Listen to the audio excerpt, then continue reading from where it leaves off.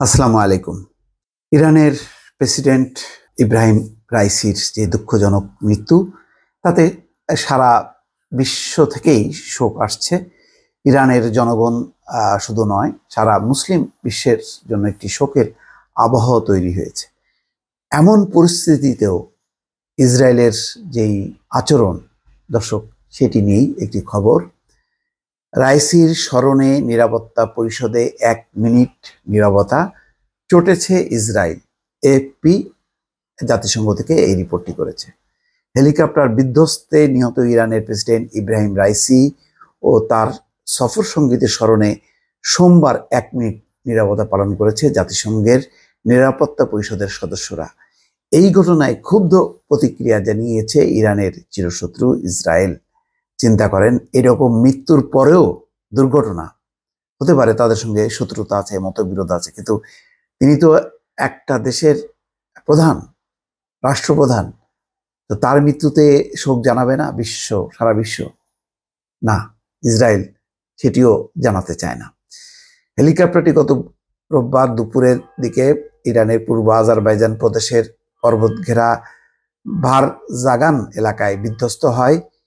হেলিকপ্টারটিতে Raisi, পররাষ্ট্রমন্ত্রী হোসেন আমির Abdollahian সহ 9 জন আরোহী ছিলেন। সোমবার সকালে হেলিকপ্টারটির ধ্বংসাবশেষের খোঁজ পাওয়া যায়। এরপর রাইসি সহ হেলিকপ্টারটির সব আরোহীর মৃত্যুর খবর নিশ্চিত করে।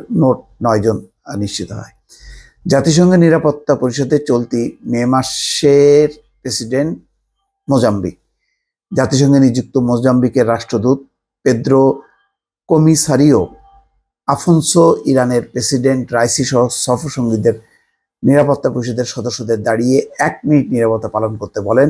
তার আহ্বানে সাড়া দিয়ে যুক্তরাষ্ট্র সহ নিরাপত্তা পরিষদের সদস্যরা 1 মিনিট নীরবতা পালন করেন। এই ঘটনায় ক্ষুব্ধ প্রতিক্রিয়া জানান জাতিসংঘে নিযুক্ত ইসরায়েলের রাষ্ট্রদূত গিলাদ এরদান। তিনি এই পদক্ষেপকে লজ্জাজনক ঘটনা হিসাবে অভিহিত করেন।